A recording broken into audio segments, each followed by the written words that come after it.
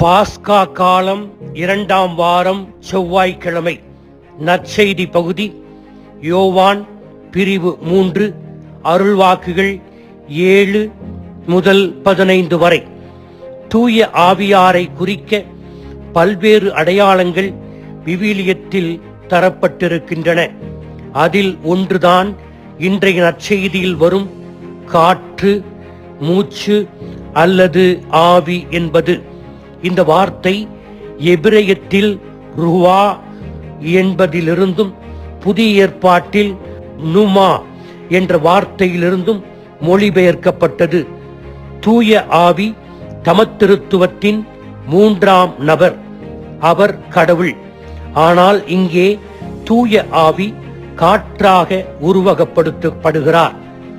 Who has seen the wind என்ற nursery poem Christina ரொசெட்டி அவர்களால் 1872 எழுதப்பட்டது. காற்றை கண்டவர் யார்?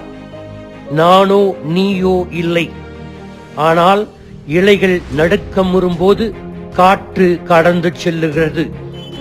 காற்றை கண்டவர் யார்? நீயோ நானோ இல்லை.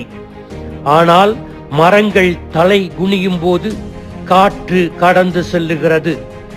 காற்றை எப்படி கணிக்க முடியாதோ அதே போல தூய ஆவியாரால் ஒருவர் மறுபிறப்பு பெறுவதை காண முடியாது. தூய ஆவியாரை நாம் காண முடியாவிட்டாலும் உணர முடியும், அனுபவிக்க முடியும். காற்று சக்தி வாய்ந்தது, மாற்றும் சக்தி கொண்டது.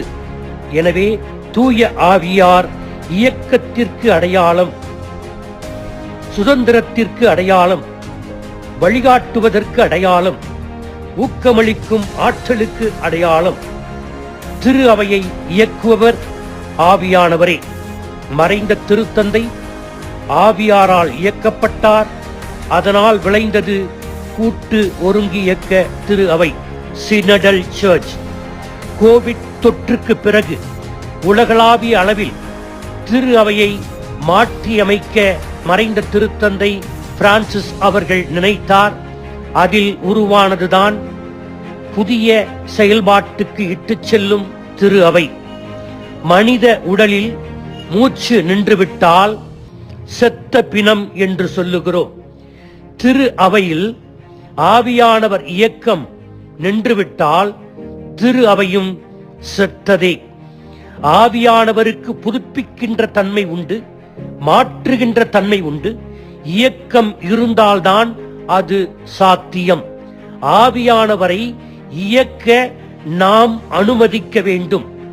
ஆவியானவர் நம்மை இயக்குகிறார் என்பதை எப்படி அறிந்து கொள்வது?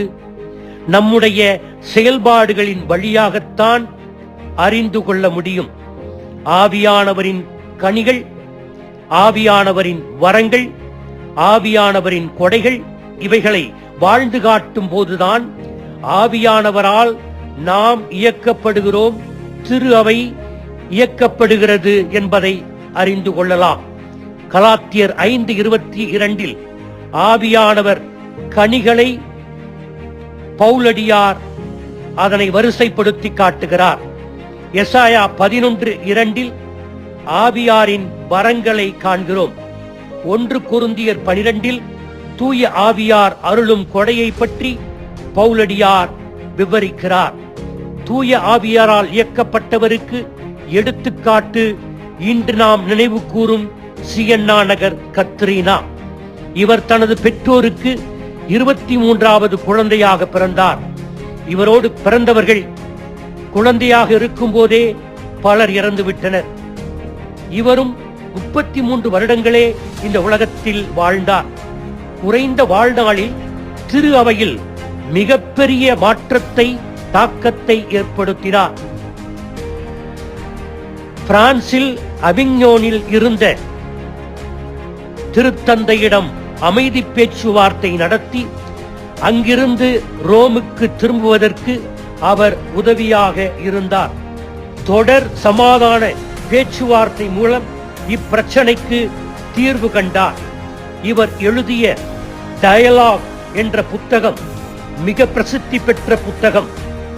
அதனால்தான் திரு அவை பெண்களில் முதலாவதாக திரு அவையால் அங்கீகரிக்கப்பட்ட திரு அவையின் மறைவல்லுனர் என்று அழைக்கப்படுகிறார்.